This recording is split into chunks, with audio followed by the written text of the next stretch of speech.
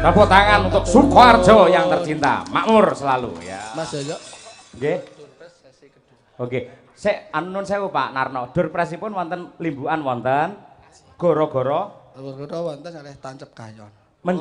Tancep kayon selesai lajeng durpres melih. Anu pas tancep kayon dados wayangipun rampit durpres. Oh, nggih. Ben nenggani nganti rampung. Nggih, matur nuwun. Assalamualaikum warahmatullahi wabarakatuh. Waalaikumsalam warahmatullahi wabarakatuh. Matur nuwun Pak Narno. Kudiraken Bapak. Alah. Salah meneh.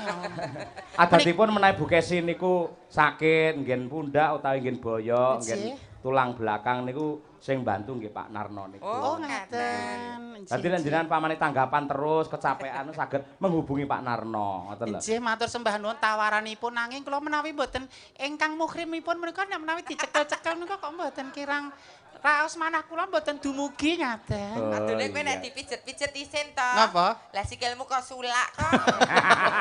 Apri. Jenenge kan ya aurate kok pri aib. Sikil iso kaya sulak lho. Menika Wapri. Pripun niku napa wonten niku? durpres cacahipun. Oh iya siap. Setunggal. Siji. Kalih. Loro. Tiga. Sekawan. Gangsal, nenem, pitu, wolu, songo, sedasa menika wontenipun. Iku nek kecetit kala menjingmu dadak priksa rene lho kowe engko. Pri, kan sithik-sithik aku ya mudeng agama, aja tok padake jaman aku masa jahiliyah lho. Piye Saiki masa kebodohan masa jahiliyah aku wis kepungkur ya, Ces. Piye? Saiki sithik-sithik aku mudeng agama, piyai putri ki nek ngedikan sunahe dilembutkan. Krap Yai Putri. Lah kowe wedok rung dadi kok arep. Ora kok urung ora kuwi dadi. Senengane kok nyandaki kersane Gusti Allah lho. Iya, aku yang jaluk sorry. Lah diwaos wi. Menika diwaca. Nggih. Waca. Ya dirujak-rujak. Niku mangke ingkang sesuai nomoripun saged menghubungi panitia langsung. Ingkang diwaos winginipun apa ngajengipun Pak menika? Naminipun. Nomoripun. Oh nggih. 0273. 0273. Mangke saged jenenge iki. Mbak dari Gizi, Mbak Lailatul. Nggih. Mangke kersanipun nyaketi panitia ngaten nggih. Terus ibunya Oh panitia. nggih. Nyun sewu. Lajeng nomoripun 0450. 0450 Mbak Agnes Farmasi. Nah, oke, yes. Lajeng 0266. Sekali lagi 0266 Mbak Okta Roza dari Gizi. Nomor selajengipun 0898 Andi Muktiaji Surikiti. Security. Loh, nun sewu. Security jar aku jeneng lho kula tenan. Mbak Panitia nun sewu. Ini penonton umum dapat juga apa enggak ini? Oh, mboten. Khusus. Wah, nggih, Khusus. nggih. Ayo, Lek. Menika bab 0854 Pak Supriyadi. Bagian apa Jas? Bagian apa iki? TU. TU. Oh ya, TU. Lajeng 0651 Joko BP Laundry. Oh, laundry. Wong laundry ke lambene tangga sing julid oleh. Oleh. Lah iya. Bakune saka ati kok prine atine resik ki le metu ning kedaling lati ya becik. 0893 Nur Arifin. 0262 sepindah malih nggih swanten kula mboten saged banter. 0262 Mas Gatot dari Gizi. GTA. Wis ta? Tasih. Sepindah malih. Oh, sing halus. Biaya Putri kasar. Lajeng nyun sewu lagi. Menika mboten saged soro nggih. 0164. Mboten krungu kirang seru. 0164. 0164. Sapa jenenge? Mas Alex saking HCU. Kayak jenenge bocahmu ya, Lek. Kayak tak jenenge selamat. Men, selamat dunia akhirat. Men ora kegodha ngono lho. Lah nyuke ngerti dhewe nggih ta? Kula digodha bondo ya ora kegiwang. Digodha jabatan aku dadi RT aku ya ora sombong. Lah nek siji kuwi digodha paribasan harta tahta wanita rak ya kadang sok kegliwang sing babakan wanita. Aku dadi wong wedok ya ora bakal kegodha ngono. Soale kan aku wis duwe imam dadi imam ki maksude ki sing bakal nuntun du imam kuwi. Sepindah malih nggih menika. Nggih. Monggo harap-harap cemas. Kuwi lho Mam wis diceluk bar iki Apri dipiti lho Mam ya. Bojomu ya sok tilik ana Mas Imam. Dikekno dhuwit ben dina 20 yuta nek wong wedok ki ora didemok-demok ya padha wae.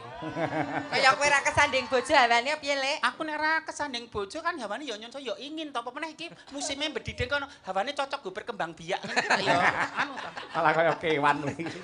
0904 0904 atas nama Mbak Fitri dari SPI. Nggih, sampun sedaya nggih menika nggih. Mangke laju malih nyun sembah nuwun. Ibu panitia ngagem jilbab, aku kaya pengen kudungan ngono ki ya, Pri. Nggo nutupi kala menjing. Mula ya. Lho, Ya ora nek ketok iku etok. ya ana mak, ya ora etok mula diluruskan niate. Nah iya. Biar berarti kene, aku olahraga ben langsing. Kuwi bener ning ora tepat. Aku olahraga ben sehat, bonuse langsing. Sing.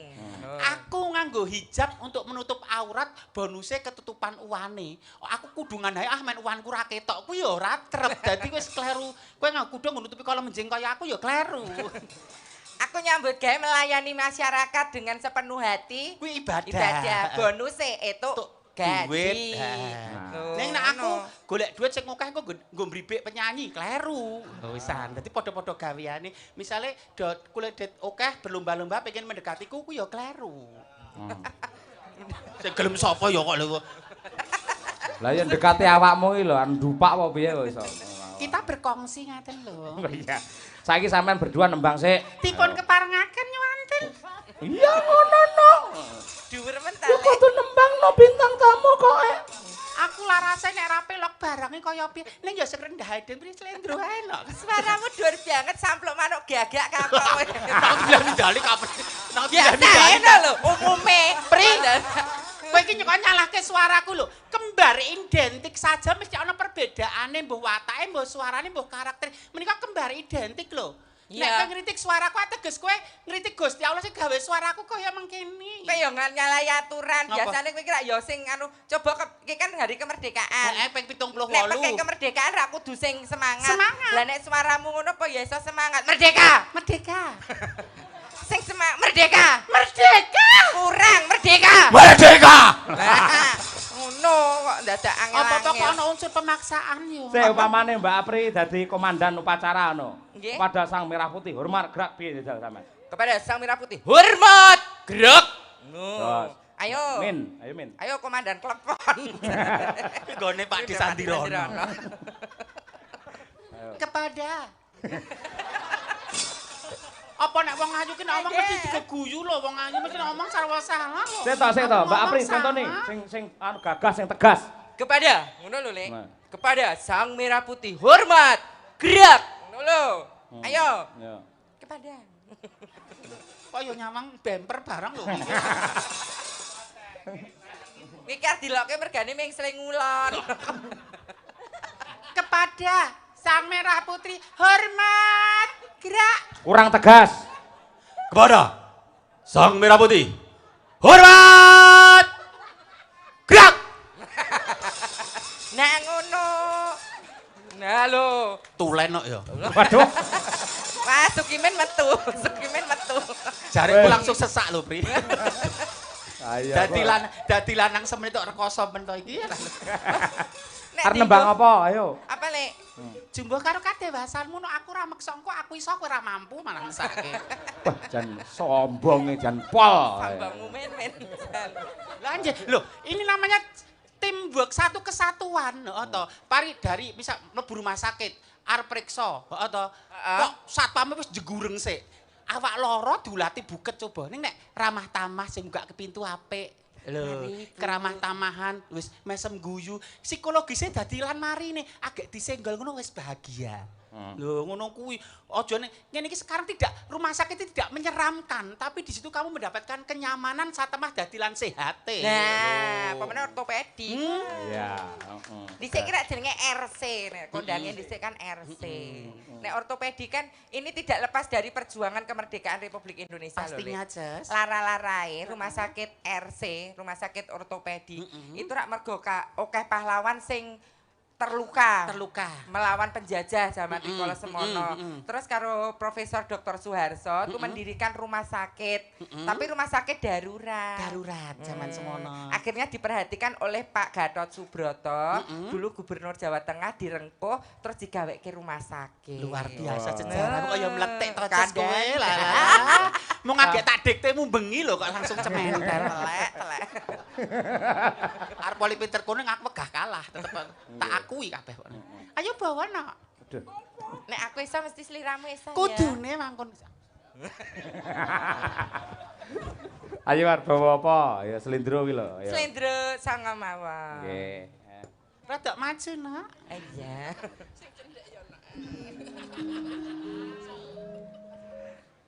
Memanismu kanggo jiwa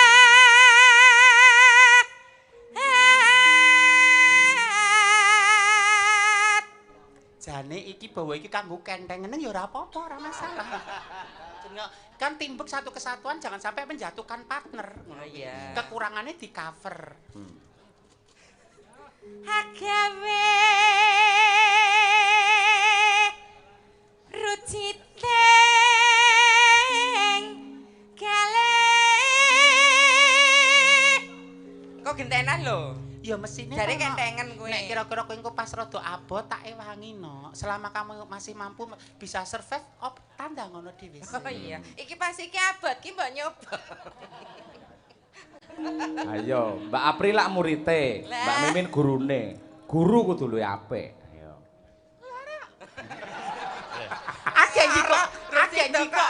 Janji kok napas lho. Jare penak kowe iki. Diapusi ya. Diapusi sapa? Diapusi Mas Taslim. Piye?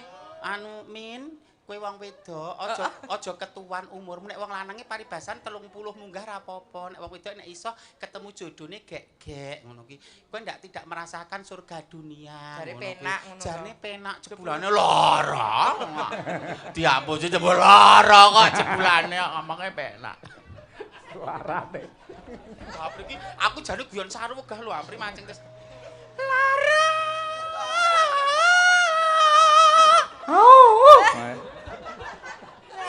Semua punya karakter masing-masing. Iya. Jangan hanya pandai mengkritik. Kandhani to, contoni to. Mengkritik boleh, Aku tapi lek kene malah ora mung lara.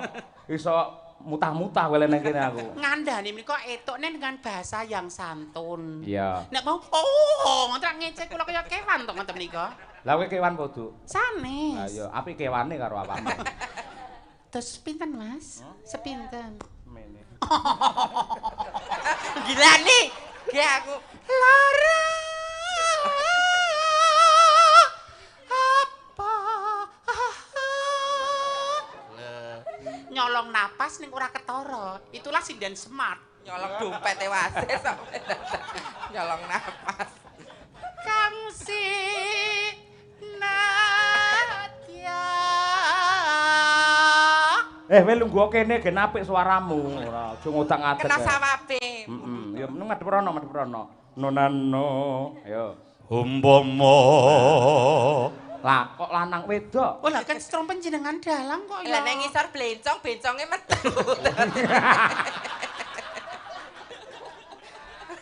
Umpama mundut Madhep rono lho.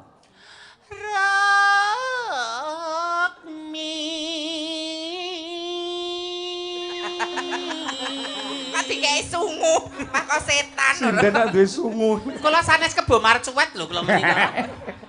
Ape lho. Kok padake Tak kayak iki kok. Kowe mesti gila roh ngene iki. Gumantung gunanipun nggih menapa menika? Nurut kotak. Nek kanggo wonten paku ditutukke niki mboten dados menapa, bisa alih fungsi. Ning nek untuk menyakiti wanita nggih mboten pareng menika. Mosok ngene mari nyakiti. Nggih.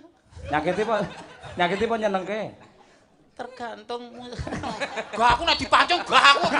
Mah aku kok iki aku wis mulai analisir dari tujuanku awal lho. Tujuanmu awal apa? Kula pun berjanji kalih diri kula pribadi dhewe. Ket dhisik. Ngapa? Pri awake iki kakung ngampil. Kita laki-laki meminjam pakaiane wanita. Iya. Dadi aku wis berjanji dengan diriku dadi dagelan siji. Nek guyon aja nyinggung soal sara. Suku, agama, ras dan adat istiadat. Jangan menyakiti satu agama apapun. Mergo Indonesia besar karena keanekaragaman. Wah iya. Nomor loro nek guyon aja guyon jorok, saru, trocoh, crongoh aja. Aku moh nek kon guyon saru, nek nindakake malah ra apa-apa. Nindakake kebecikan kuwi lho maksudnya. Nek dibayar? Bayar ya oke ta. Masa dosa ora bayaran? Dosa ora bayaran di status koncone sak desa krungu lho nah wis dosa kok ora bayaran medhotke seduluran sing nomor telu dadi dagelan nek iso lho nek iso aja pasang tarif. Ning aku pancen wingi ning telukan Sugarjo disangoni 12 juta aku ya. Ning kan aku mung cerita ora ngarani. Lah nek kene renek semono iki. Niki mboten masalah, niat kula masih silaturahmi kok. Kowe kan njaluk tambah maksudmu? Mboten, kula mung cerita ten telukan Sugarjo. Lek njaluk tambah aja ngene panitia, mergo sing nggo sampean ki aku. Njaluk aku ora apa-apa. Kula mboten kalian. Lho ngene iki sampean padha karo mirang-mirangne aku. Di Loh, hadapan para dokter, para penonton, sampean njaluk inggo ning aku dikira aku ora tanggung jawab. Panjenengan kletu ageng Kang Mas. Kleruku ganti. Babakan probio kula menika mboten paribasan ngungket-ungket menika Aku ki mboten. wong lanang. Sing jenenge dalang ki sing dadi pengarepe wong semenembane. Sing adate antuk pakurmatan pangalembono, gedhe kawibawane. Ning ya gene kowe nyampet. Wasis panjenengan ngendika. Jenengku Yoyok dudu wasis. Ngerti tai. Nyedak ora. Piyayi bagus ngendikane alus nek Nyedak ora. jumbo karo leran batos panjenengan. Ibarate geni sing ngurupke kowe. Mrene yo. Kowe kudu tanggung jawab. Menapa? Nyedak. Wiwit mau aku gojek apik. Sendon sesindenan sing becik ning ya gene mamak mumuk pakartimu. Kowe ndak iman ora kena. Ngono kok wong wadon njaluk ditresnani karo wong lanang. Dengan kesangeten Kang Mas. Sangeten piye? Sejatine iki mau aku ngomongke probio mau nganggo rambatan nodi sepira gedene tresno panjenengan kalih kula nanging kasunyatanipun Kowe nyedak orene yen pancen tresno karo aku. Nyedak ah. dipun pirsani piyai kathah kula lingsem. Ora perlu isin, wong semene iki ngerti kabeh lamun to kowe iki garwane panjenengane ingsun. Neng mboten duka ngoten niku lho. Oh, sik kok.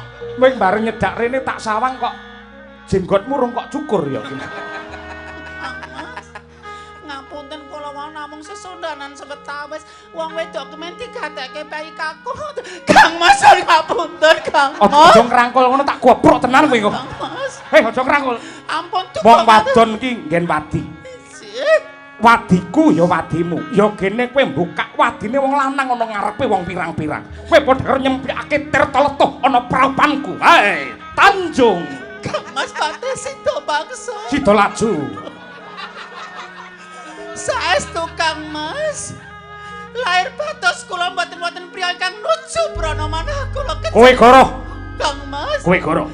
Panjenengan Anggonku munggah ana ing Gunung Semeru golek wujude bebono, emas telung gelung lan gumbala. Ngestakake dawuh Silah Hadikrama kanggo srana tentreming Sukodana. Ning nyatane kowe laku sedeng. Kowe slingkuh karo sinuwun Silah Hadikrama. panjenengan ampun pitados kalian coro menika sedaya. Kula garwa panjenengan. Kanggo mbuktekke kowe setya bekti tresna karo aku apa ora? Kowe laku sedeng apa ora? Kowe kudu tak pateni. Sih Kang Mas. Lamun to getihmu banger bacin cetha lamun to kowe slingkuh karo Silah Hadikrama. Nanging lamun to gandane wangi cetha lamun to kowe setya suci katresnanmu marang Patih Sidapaksa. kula lila lega pecah wonten asta Ing kene dalan pati.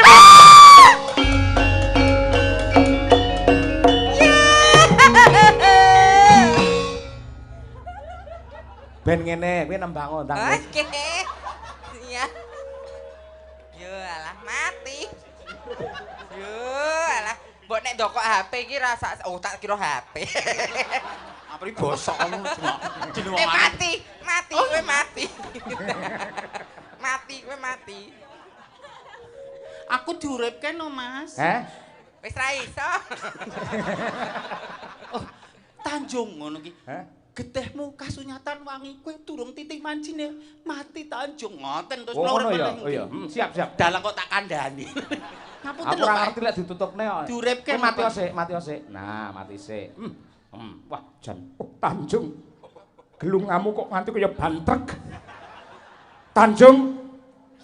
Wah, jebul gandane lu diramu wangi, cetha lamun to tulus lan suci katresnan marang aku.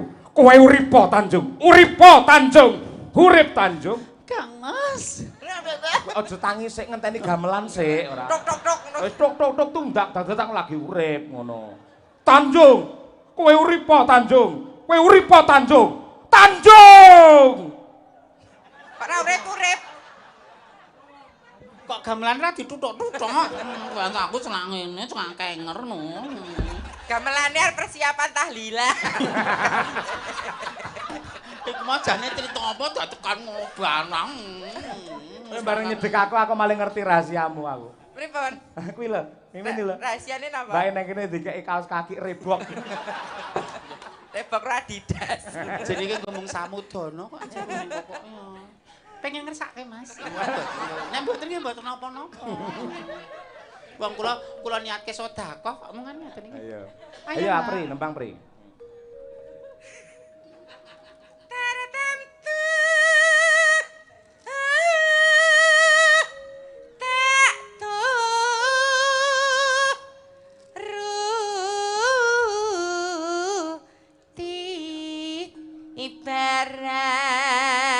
Ibarat wong numpak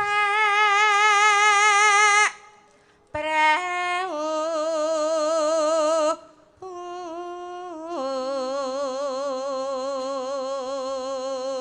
Yo Mbak Mimin iki nada cendhek iki iso sampean. Bismillah. Halo, Bang. Halaman Mbok ora membunuh karakter seseorang nek kene kudu diapik-apikke lho, Lek. Soale iki kan iki sejarahe sepanjang jalan iki sejarah uripmu. Oh iya, zaman napak tilasmu kowe Iya, ning bener. kene iki jaman Nostalgia.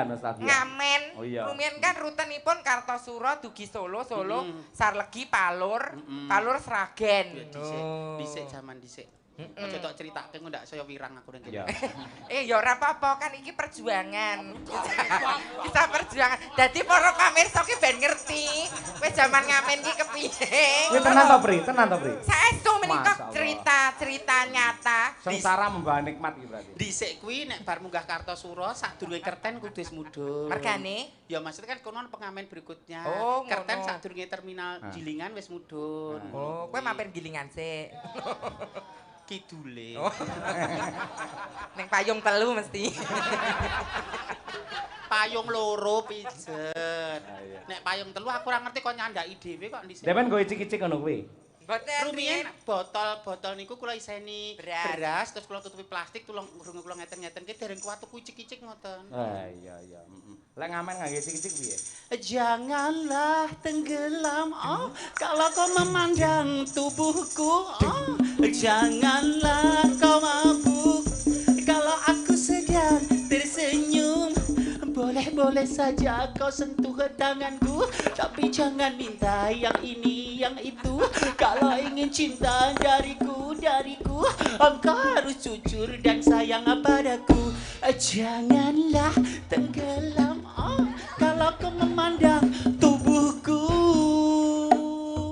Maksudnya ngono kuwi wong lanang ki nyawang jangan karena tubuhnya. Karena kesabarannya, attitude-nya dan sebagainya. tadi malam Aku mimpi kawin. dum-dumane padha kok ameng-ameng wong itu. Ya Allah. Kowe nostalgia kok Ya lho. nostalgia. Para pamirsa Pak Dokter ki ya ben pirsa perjuanganmu. Toel Sukanya toel nempel maunya nempel Lek kowe putumu lho. iya Sujar ki putuku berarti orang sukses itu tidak ada yang instan, butuh kristalisasi keringat, perjuangan, doa, dan jangan pantang menyelah, kalian harus militan, ojo gampang gersulo, jangan patah semangat. Aduh ya Allah. Lebih baik. Wes. Bener Mbak Mimin, bener. Ceto. Tegese masa lalu jangan kau pikirkan. Galukan. Kudu kene gede. Ambulan UGD. Oh. Trauma deh. Kula karo debt kolektore ra wedi lho. Heeh. Jatuh tempo BRI kula ya ra wedi lho. Terus? Nek ngono sirine ngono kok trauma. Fobia ngoten lho. Nah iya Takutan kok ya pas ngepasi Pak yo ngepasi lho. Gumon. Sakit ya. Kelingan kowe menek wit pelem dirubung semut nganger. Nek kan masa jahiliyah, padha bodek golek rezeki nek ana sing halal rak ya sing halal. Men darah yang mengalir jadi darah yang bersih, dikeke keluarga dadi bocah sing utama. Iya. Nek katutan wis dididik apik kok anake jek nakal. Oh, mungkin saya memberi nafkah anak katutan barang sing haram lho. Ngono ki lho, Jas. Ayo no. Napas tua. Butuh kompresor? Ayo, Bre. Lumampah tanpa welah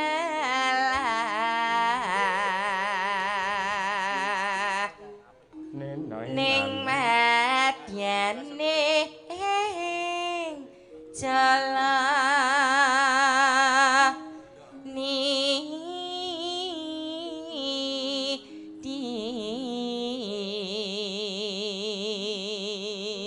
Terakhir sing sepuh Mbak Mimin. Temah gonceng. Teknik mic. Mikir dadi diodot barang nyapo lho kowe. Teknik miking, kontrol mic. Kabra melu-melu. Lah ya kan jauh dekat toh Mas. Nek tekniknya Mbak Titik Puspa itu tebal tipis. Suaranya Mbak Titik Puspa, cinta. Heeh, lek Mbak Titi Puspa to kowe. Lah nggih. Lah awakmu puspa tajem lek. Iya. Temah ya baleni. Temah gonceng. Hangge yok neng paku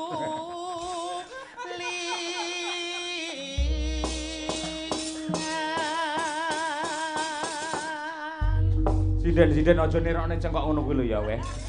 Kuwi cengkok sesat kuwi.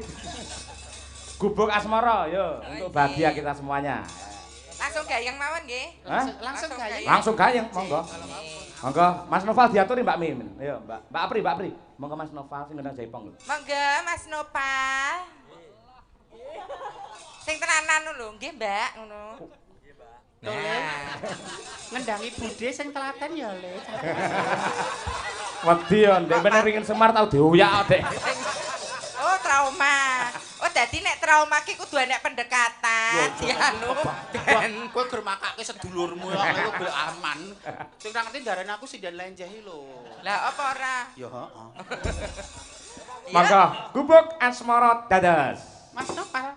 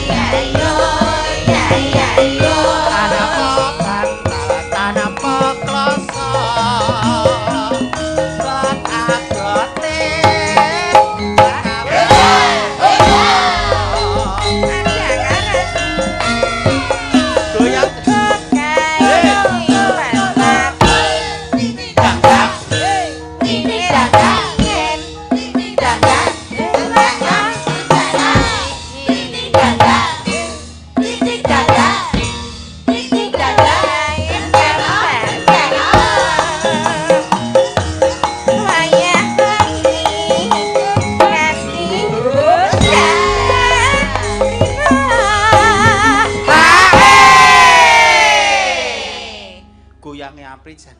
Apa? Aku jane ya iso ning ra tekan atiku wis ngono. Kok senengane? Cadatan sajrone ratan lungguh kaya marake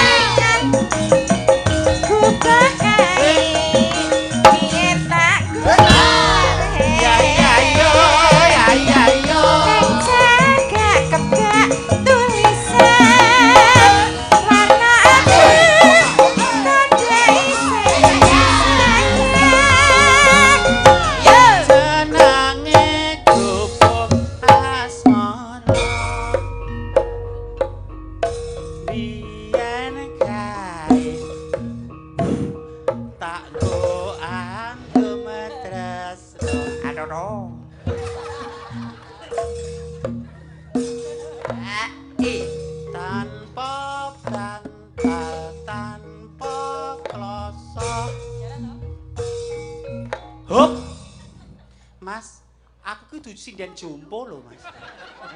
Piye ta? Aku masih bisa eksis berkarya. Aku masih punya potensi yang belum saya eksplor semuanya. Wow. Kok kanca-kanca ngeman sampean lho. Ben kowe iki ora anu iki lho, Lek. Tenagamu iki ben ra anu ngono lho. Nek mrene lagi kesangetan kula pengen energik ngaten lho. Oh sing energik. Jadi tempone kurang cepet. Kurang cepet sih. Kurang sesek. On tempo, on tempo. On tempo, tempo kecap. Jadi kok staccato kae lho Mas, staccato. Wes kataku.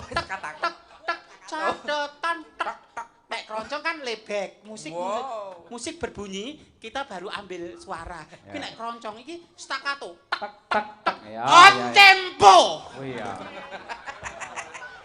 Seneng aku. Dang. Siap. Ya baleni. Cadatan sakjroning ati. Cadatan luntur saya merati. Innallaha ma'asobirin. Piye lho kowe iki wong Innallaha ma'asobirin. jare iramane tek tek tek. Wong sabar dadi kekasih Gusti Allah. Mas ki mau du on tempo ki mau gropyokan. Lah jare kan nurut omonganmu jare tek tek tek. Kesangetan lho menika kanca-kanca menika paribasan lambe satu mangkane sak merang ya ampun iki pun konduktere rak sing ngendang to menika. Le. Noval Cak Bagus. Pancen suaraku tidak sehebat di Anom, tidak sehebat Dok Umi Hafifah, tidak sedahsyat di Apri. Tapi kan banyak orang mempunyai cara masing-masing untuk menghibur. Nek ngene mau kowe ngino aku no, Mas. Kowe ngingece aku nek carane ngene mau. Mboten Pak De ngono. Kowe ingin menghancurkan karirku, Pak De gundulmu kuwi lho. Lho nganggo itepe bar ngisak kok Pak De ra menghargai jeneng payah. Kandhanono sing piye sing Sing jelas. penak le, kaya di Apri mau lho. Kok kong gundul, penake piye kong ngono ya. Astagfirullahalazim, wala kuwata Gusti, golek pangan warna-warna carane, alhamdulillah. Ya sing penak kaya di Apri mau lho Mas. Dadi nggo goyang iki energik tapi jangan pernah meninggalkan dadi kurang pakem. sesek to. Njaluk sing sesek iki lho, Le. Oh sesek meneh iki mau. Heeh. Oh ya mau ke kalonen ya. Heeh. Sesek le Nopal. Oh iya. Cadatan sakjroning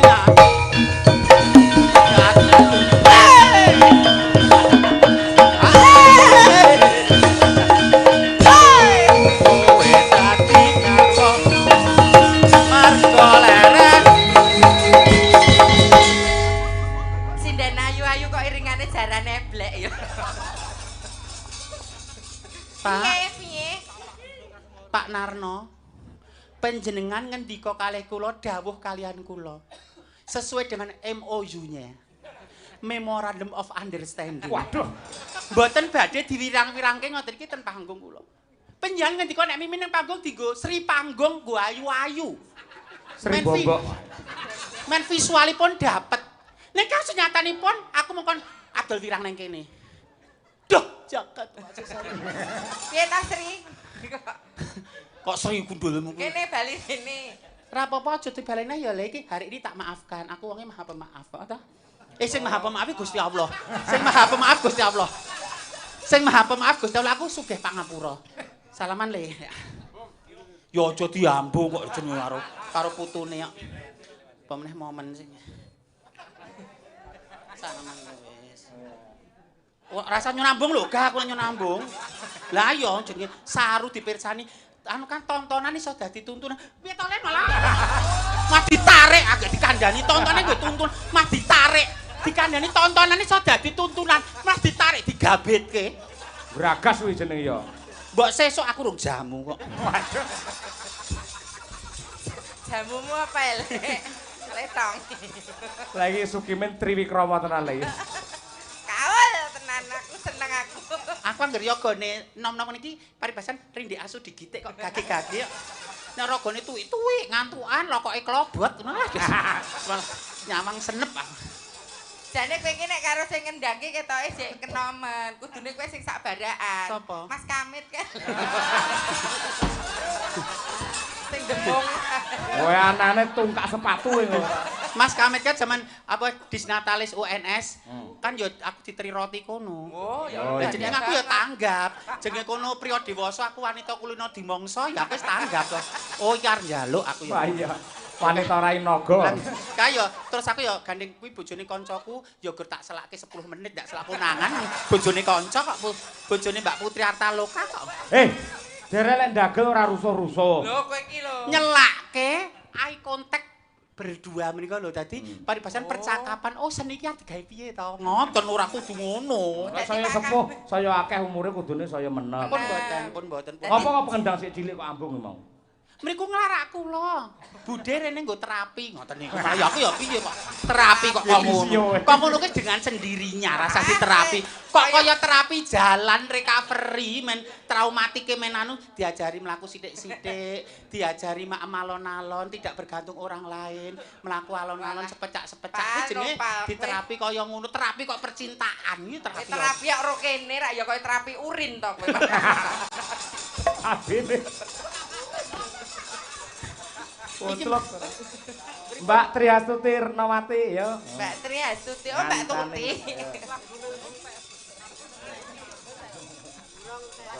Diaturake ya ninggal katresnan. Ninggal katresnan. Diapit karo Mbak Mimin, Mbak Apri. Monggo, langsung kemawon. Nah. Ngopo kuwi? Arep mantek guru kula ngono sirah kula. Ayo Bu Tuti. Ya. Monggo. Nika pun dianggap suwok napa dereng? Wis dianggap ngono ya. Mesane awakmu aku. Monggo Mas Nepal, ya diaturake. Ninggal katresnan dados.